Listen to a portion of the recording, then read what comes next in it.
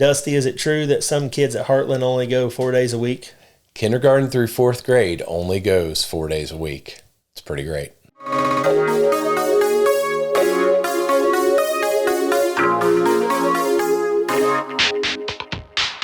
Welcome to this edition of the Hoel Truth Podcast. Today, special guest is Dusty Neal. He is representing Heartland Christian School.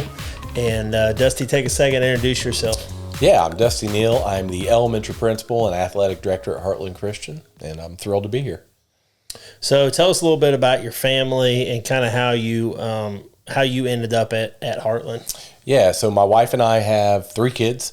They have gone to Heartland for the last 8 years. We have a freshman, a 7th grader, and a 5th grader. Heartland's been a dear place to us for many years. But I've been a teacher, coach. I've been assistant principal and a high school principal over the last 12 years in public school. And this past year was able to make the jump to be where my kids are.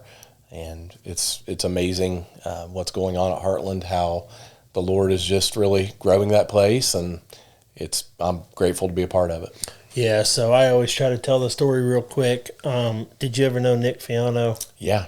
So Nick, a dear friend that we lost, I think it's been 2. Has it been? Probably 2. Yeah. Maybe 3. Yeah, I think it was just 2 years ago, I think. Okay, yeah. Rhett was going into kindergarten. COVID happened in February, and then he was starting in August, and me and Emily had agreed that they had never had to wear a mask because we were self-employed, and we just didn't, at the end of the day, we didn't go to the places that made you wear a mask. Right. And my biggest concern was like putting direct fear in your kids at a young age. And we made an agreement that we weren't going to send them if they made them wear a mask. And they said, no. And I swear, not 15 minutes after registration closed, they said, everybody will be required to wear a mask. So Nick had said, hey, so Emily actually homeschooled them for a year. My wife's many talents. Her baby boy just played her like a fiddle when it came to homeschool.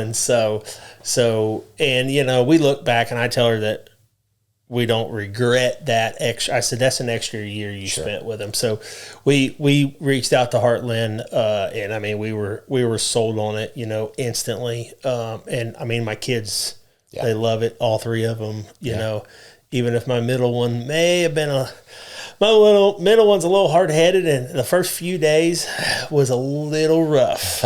But other than that, I mean, we're very thankful. So kind of tell that story, like, of how you transitioning out of public. And I don't want this to be, and I know it won't be with you. It'll probably be more with me, like beating a public school up bad, because honestly, we support a lot of different classes and a lot of different public schools, and I've actually given them the kudos on the things that I feel like they're finally doing a lot better, with things. So what did that transition look like?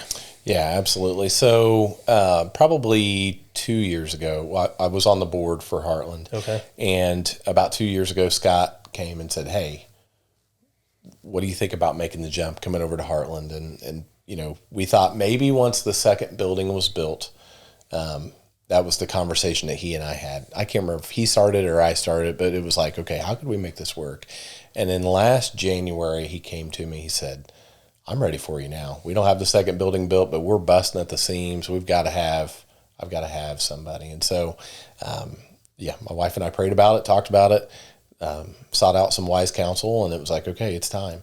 I'm a product of public school. I love, actually I was at the middle school here in Rushville. I was the assistant principal there at the middle school and really enjoyed my time there. But for us, for our family, we needed to make that jump. Mm-hmm. I needed to make that jump to be a part of what they're doing. It's been a great fit for our family, for sure. So have you done not public education now your entire career, but yes. Have you always been in education? So great question. So I was in social work for the first 5 years out of college. Okay. And then I went I taught for 1 year, special education. And then I went into 3 years of full-time ministry. And now this is my 11th year of being in education. Awesome. So got a strange background to where I'm at, but I feel like the Lord has used every step along the way to make me a well-rounded principal, that I probably wouldn't have had the experience had I just gone straight into education, between ministry and also the, being a social worker. That really set me up, I think, to be able to serve families better. Right. So what does kind of your day-to-day look like? And I mean, is there much difference, in the public and the private schooling? Yeah, for sure. So the discipline that we have at Heartland is much different than what is happening in public school currently. I would say one of the best things that we have is we truly have a partnership with parents. Mm-hmm. Our whole mission is to develop Christlike leaders partnering with parents and rowing in the same direction as them. And that really is true at Heartland. It seems like anytime we have a discipline issue, if I call a parent, it's okay, yeah, let's work through this together. You don't always get that, unfortunately, in public school. It's more, many times it was, well, what are you going to do to fix my kid? Right. And it's like, well, we can't replace the parents. That's not our goal in education, is to replace the parents. The whole goal would be to partner with you and help your student become the best version of themselves that they can be. Might help fix some of them kids. Yes. I can say that. But yeah, so your day to day, what's that kind of look like for you? Because I know Mr. Scott was, I believe, doing everything for that, part. And Mr. Scott's phenomenal. So he's incredible. Yep. One of the best people that you'll ever meet. Obviously, that. But yeah, he's incredible, and I'm just thrilled to be able to help him. Yep. So my day to day is, I have obviously the elementary principal, so I'm really focused on kindergarten through sixth grade. I'm trying to build relationships with our kids, trying to build relationships with our staff and our the families that we serve. I haven't been able to do that quite as much this year because we also still do state testing, so that's had a huge part of my time for this year. It's going to be better for next year now that I've done that once, but state testing is a part of my pretty much daily routine. But day to day, it's just being in classrooms. It's being present. If a student is having an issue, let's talk. What's going on? How can we help you? We want to remember, focus on what you can control right here in front of you, but also what's God's word say? That's what we're going to keep coming back to.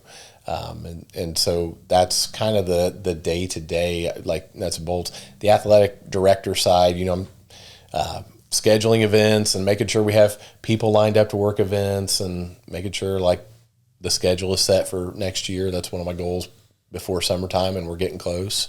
So it's different. It's a different feel here because you're wearing multiple hats, whereas in my previous education experiences, you really just focused on one thing or another, but not multiple. So what a sport, so one thing that a lot of people ask me is how is the curriculum set up and everything? Because PACES to me is become common knowledge. But if I said PACES to Adam here behind the camera, he's like, what? Yeah. Pesos? Yeah, so the PACE system, so it's ACE, Accelerated Christian Education. Okay. So that is, they designed this years ago. I'm not sure how long the AC curriculum has been out, but it's been decades. And their whole emphasis is, if you're in public education, you've got a textbook, that thick that you're going through. Well, essentially what the ACE system did is broke that textbook into 12 different paces. So you're taking one pace at a time. Your goal is to get that pace done in about 3 weeks. Math, English, social studies, science, word building, and then usually a Bible based curriculum. So there's 5 or 6 different paces that our kids could be working on at any given time. And it's all individual based. So if you walk in one of our classrooms, you're going to, and you've probably seen this, Bob, you're going to walk in and you're going to see, if there's 38 kids in that classroom, they might be on 38 different paces because they're truly working at their own pace. Mm-hmm. And how that works is, your kiddos that are able to really just understand the content and move, they're moving. The ones that get to a problem and they're like, I don't understand this, they raise a flag. We have teachers, our student to teacher ratio in the elementary is about 1-6 or 1-7. So you have teachers that are constantly roaming the classroom, answering flags. Hey, let me help you with this, long division problem. How can let me show you these steps. And so they're able to get help at their point of need. And so that's really the heart of the ACE curriculum, is one, to focus on God's word, but two, to really set our students up to have some independence, to be able to solve problems for themselves. But when they need help, they get it. So, yeah, because like I said, like my kids, my youngest one, Riley, she comes home bragging every day that when she's done first, and she just gets that competitiveness from her freaking brother, and she's. Oh, God love her. She's something else. But so no. What does athletics look like with a Christian school? Because that's another question that I hear a lot. And like I'm so thankful and focused on like the scripture and the Christian part of the education that like if they miss out on a sport, I'm not that worried about that development in their life per se. Sure. Yeah, absolutely. So we do offer. Basically, you can start in 5th grade with volleyball for girls. Soccer for boys starts 7th grade and up, through high school. And then we have junior high and high school basketball for both boys and girls. Okay. So right now we have 4 sports. We also have a spirit squad, so essentially cheerleading. So I'm not sure how much more we'll add, but those are the sports that we're focused on at this point. We don't have a huge focus on sports, but we've had a lot of success, especially in volleyball for girls and some boys basketball along the way. We've had a lot of success. And then, like we were talking earlier, the convention that we're a part of, they're able to try all sorts of different things, athletics, wise, track, pickleball, tennis, archery. There's all sorts of things that they can kind of focus on that will, from an athletic standpoint. But we're not focused, we don't want to kill our families. So we only allow 3 events a week. So if you have 2 games, you get 1 practice. If you have 1 game that week, then you get 2 practices. But we're really trying to help our families and stay true to our mission of partnering with parents to develop Christlike leaders. And the best way to do that is for our families to have time together. Yep. So as they're building the second building and all that, like, how much of that, do you have much to do with that at all? Just from a distance. Yeah. Just knowing that it's happening, or, the desire for it to happen. I've talked to them. I've seen kind of the plans for that and had some good conversations with them about what that'll look like. I'm always thinking about school safety, probably because of coming out of public education, and I was a school safety specialist. So I always have I'm always thinking about, okay, how can we keep the school safe? And they've done a nice job with the plans for that hopefully we get the, Lord willing, move forward on here soon. Right. So what is there anything new coming up within your role, or like stuff? I mean, you mentioned like you got through the state testing. Yeah. So now that you know that and got through that, next year it won't consume as much of your time. Yeah. Yeah. So between state testing and then just all the things, I'll backtrack for a second. So I've coached high school sports for 24 years in different roles, different capacities. I've never been an athletic director, and I have a new appreciation for athletic directors.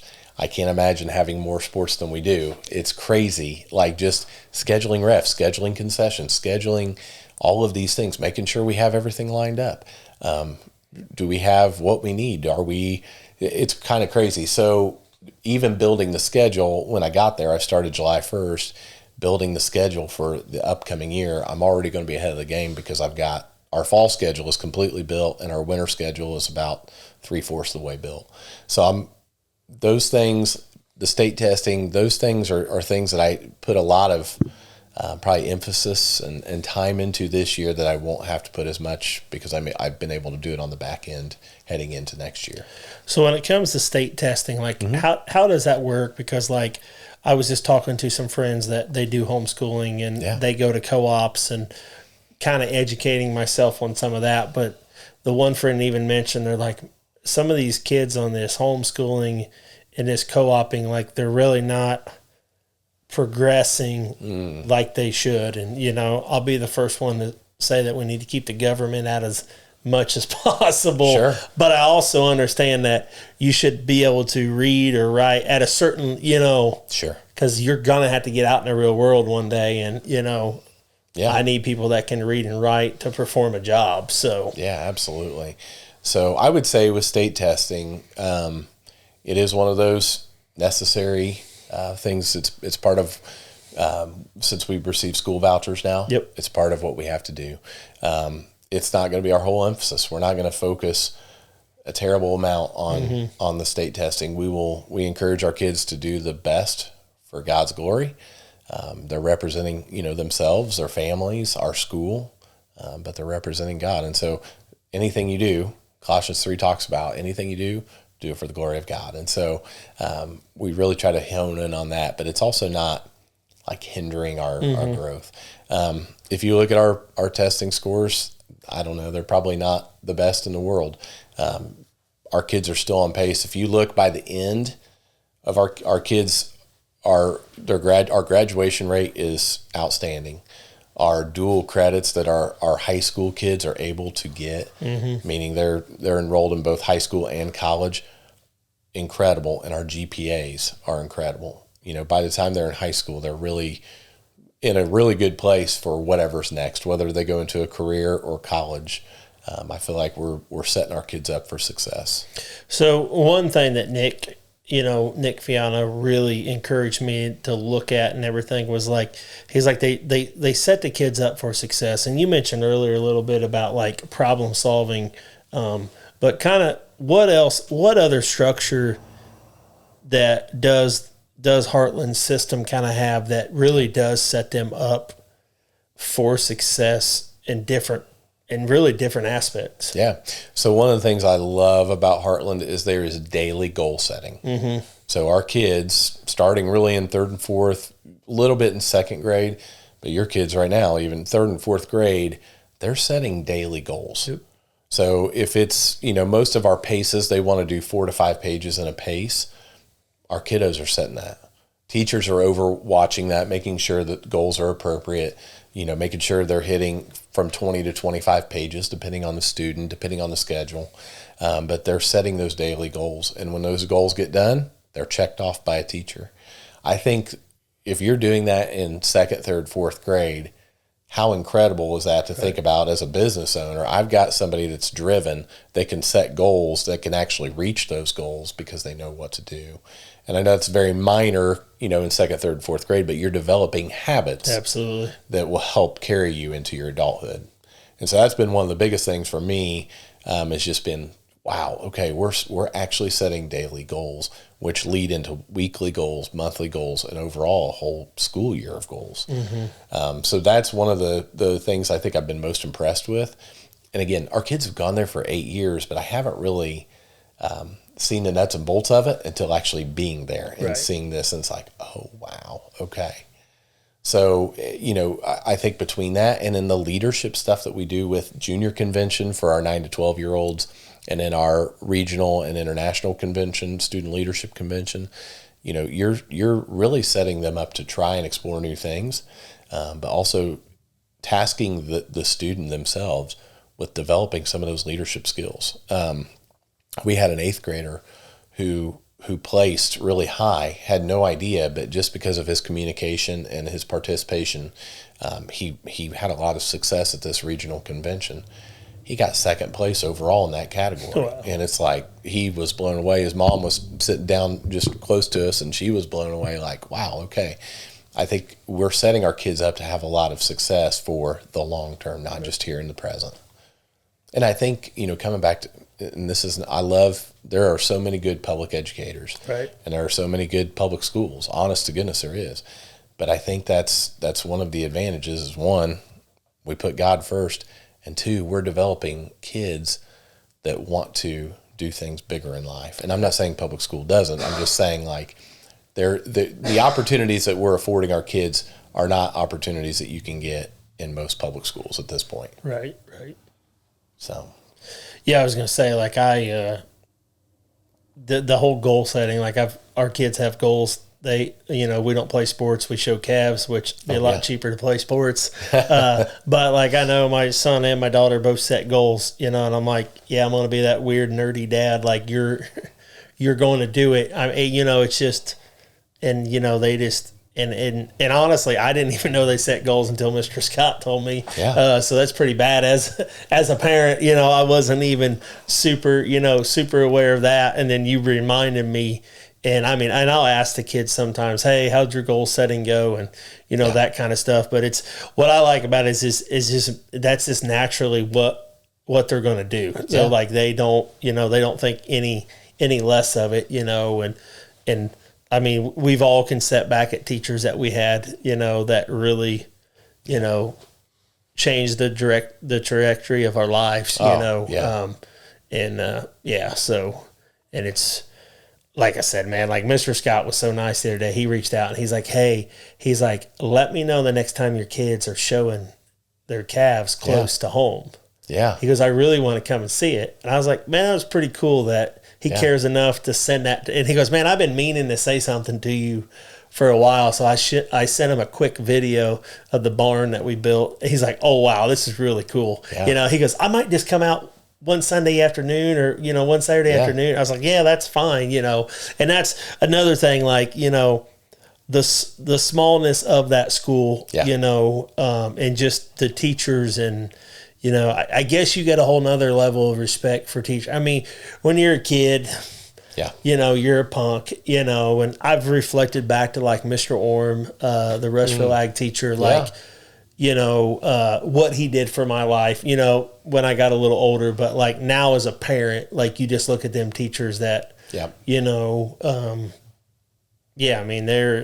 spending so much time and they're really, they're really forming your kids. Like, we're fortunate we get to spend a lot of time with them. Now, one thing I get a bunch of other questions is like, why do your kids not go to school on Fridays? So like how is Heartland afforded to be able to do that? Yeah. So, being a private Christian school, there are some parameters that we can put in place. Every Friday we say is essentially you get a field trip with your family. Yep. You're exploring things with your family. Kindergarten through fourth grade, you get to Friday with a kid that age, they're done. I think that, them being able to go Monday through Thursday it's an incredible opportunity for the family to really, hone in on some things. And we do serve several, families that came from homeschool. If you're only going 4 days, you get that fifth day and you have a 3-day weekend. There's a lot you can do on a 3-day weekend with a family. And again, if our whole mission is to develop Christlike leaders by partnering with the family, partnering with the parents, what better way to do that than to have that opportunity for them? Yeah. Yeah, no, for us, it's nice just with owning our own business and just be able to spend more time with them. That's another thing that some days that me and my wife get a little frustrated and aggravated with running the business, but it's like, how many more hours of them kids' lives are we part of? Yeah. Like, there's some give and take, and they're not in here as much just because they're just getting bigger and more rambunctious. But when they are in here, they're taking trash out or cleaning up the shop or whatever, and it's just it's beneficial. So, do you guys still have the program where you can be homeschooled a couple days and come to Heartland a couple days? We do. We do have some families that do that. Not a ton at this point, but we do have some that'll be there for 2 or 3 days, and then have the other 2 or 3 where they're working from home. Is that something that you think you'll expand on eventually, or how will that look? Because once again, like, we get a lot of conversations. The Rushville St. Mary's School is K through 6.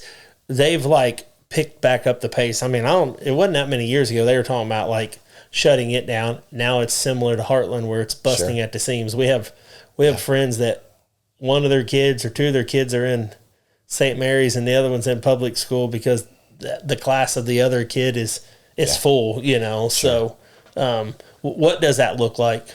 Yeah, I think it's certainly, something that we're going to work with the parents on. If that's what you feel is best for your family, then by all means, we're going we're going to take that and run with it.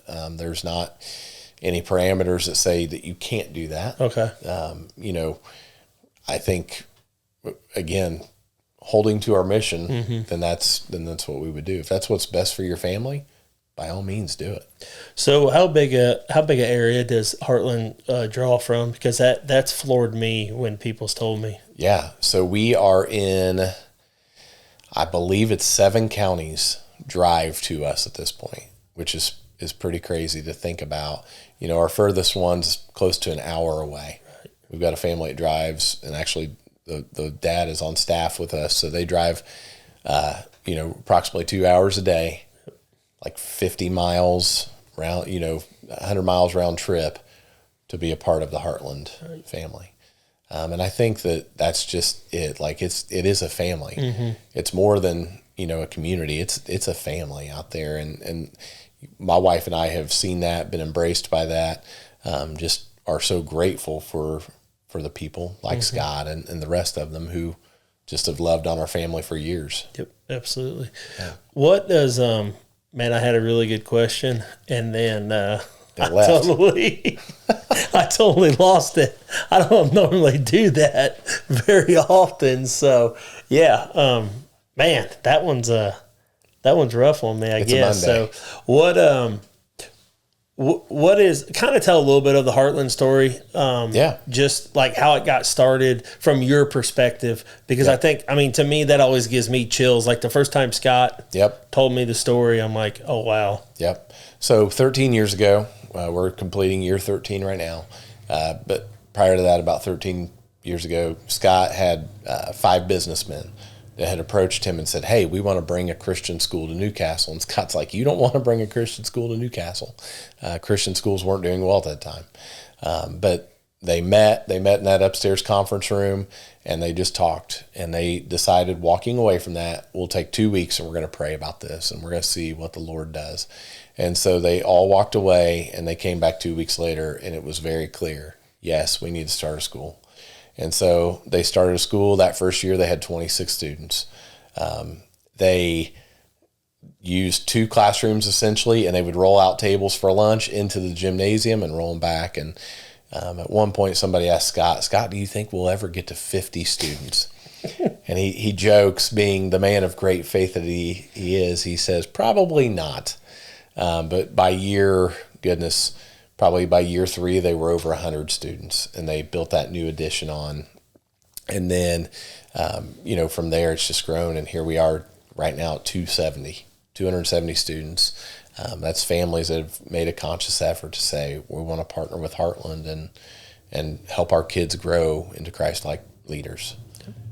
So it's been incredible. For us, we've been there for 8 years.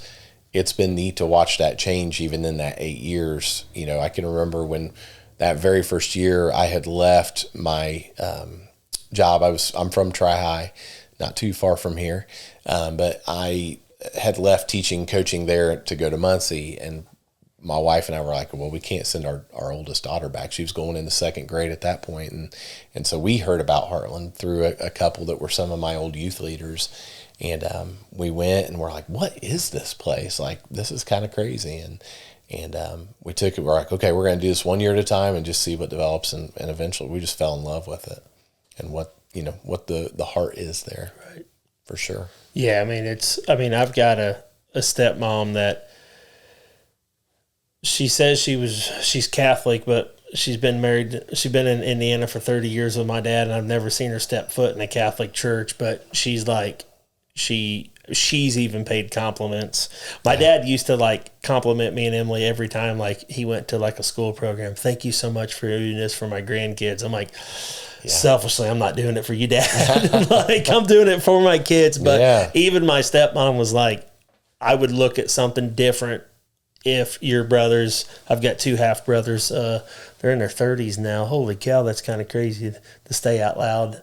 I guess technically, my brother Matt will turn 30 this year. So, anyways, it's still crazy to say that out loud. But yeah, it's just, I don't know if anybody's looking, like we literally, people ask us and question us on a semi-regular basis. Like, I mean, it's the best thing that we've ever done for our kids. And like I tell my wife, I was like, we don't even really realize the impact right now in the grand scheme of things, you know? Yeah. And I mean, my kids love it. Now, of course, you know, going back from spring break, they were counting down like how many weeks they got left. And so is the staff. We love being there, but I think everybody's ready for summer break. Catch your breath a little bit, and then we'll hit it again in August. So what does your summer break look like? Yeah, so I'll take about 3 weeks off. Okay. Really, I joke like this is my 6th year as a principal, but your summertime is when you get the things done that you just don't have time for during the school year. So most of our staff is gone. It'll just be kind of the administrators are there, kind of doing the behind the scenes things, working on policies and procedures, you know, kind of revamping some of that. For me, I want to revamp how I am evaluating my teachers. You know, I had a really good system coming out of public school, and it's just different, you know, where we're at. And so I'm going to revamp that this summer, really try to help, you know, grow our teachers. You know, I went through Ball State to get my master's for school administration. Chirp, chirp over there. Okay.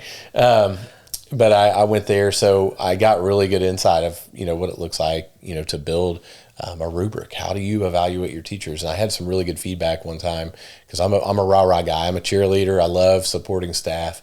But I had one of my mentors said, Dusty, you have to continue. You have to be that person. But you also have to tell your staff what they're doing wrong so that they can grow. Mm-hmm. If you're not willing to tell your staff what they're doing wrong, they're just going to stay in that same place. Yep. And so we have wonderful teachers at Heartland, incredible. But I can grow. Right. They can grow. And so, you know, that's one of the things I want to really develop and work on this summer is working on that piece of it. So those behind the scenes things that get neglected during the school year, we'll get to do this summer. So leadership, like that was perfect. Say I told you we'd feed off of each other. So yeah. So talk a little bit about that, because I'm the opposite. Like I'm bad about pointing out what's wrong, and God convicted me this weekend of one of my team members that I need to say, hey, I know I harp a lot. She's fairly new, so I'm just one thing I've struggled with sometimes is like hiring somebody and not correcting them quick enough, and then you look up and it's been 6 months and you're like, okay, how do you have this conversation now? So I guess how are you working on maybe not coming in harder, but coming, you know, continuing your cheerleading, but also like, you know, help shape them, turn the boat a little bit where it needs turn at. Yeah. So I think just developing clear expectations is huge. And if you have something in writing, tangible, that they could see, okay, here's where I rated you in this area, here's where I rated you in this area, this is an area we need to improve. Here's the area that you're excelling at. You know, and that can come in different forms. But you know, a rubric that you can follow, that's what you use in public school. Different schools, you know, have different rubrics for that, things that they really want to hone in on. But it's having that piece of paper, that digital form to say, okay, here's where I think you're excelling. Let's talk through this piece. Yep. You know, I'm seeing this from you. Have you thought about trying this? You know, we really want to improve this area. And just, you know, giving continuous feedback. One of the things I really want to do next year, and this is something I tried to make a good practice of in my previous schools, is doing a lot of walkthroughs. Mm-hmm. You know, it's one thing, like if you go in if a teacher, and again, this is not necessarily a Heartland public school, if they know you're coming in for an evaluation, you know, there's typically a tendency to put on the horse and pony show. And it's like, no, I want to actually just see what you're doing day to day. I want to see how we're helping our students to grow, you know. And so those walkthroughs, those 5 or 10 minutes where you're just in the classroom, you're taking mental notes, may even take some physical notes. We are just taking mental notes of like, okay, this is what this person is doing well. This is where I need to probably watch this because this person needs to grow in this area. You know, typically it's classroom management. Classroom management's always one of the ones that, you know, a lot of, especially younger teachers, struggle with. And so just how do you effectively reach every student get at their level. And I think it's easier at Heartland because it's all individual based. So they, you're not teaching like in public school, you're teaching one curriculum, one, lesson, and it's down the middle, whereas at Heartland, it's more, you're getting that one-on-one individual attention at your point of need. And so I think just developing that, has been helpful for me.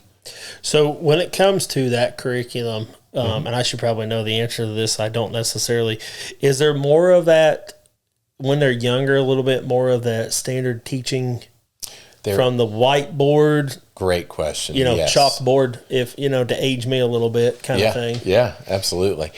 So in kindergarten, it is all lockstep. Okay. So those students are doing everything together. First grade, you're still doing a lot together, but it becomes a little more individualized. Okay. Second grade is a step up from that. So they are doing more individual work. There is more independence there for sure than first grade. And by the time you get to third and fourth grade, the lockstep is pretty well gone. Okay. So it builds, kindergarten first and second kind of build off of one another. Okay. If you try to do kindergarten, it would be mass chaos probably. So I think that you have to really, especially because they're trying to read. And if you can't read well, you have to be able to read well in order to go through the ACE curriculum. Okay. And so that's building that solid foundation on reading there in kindergarten and first grade.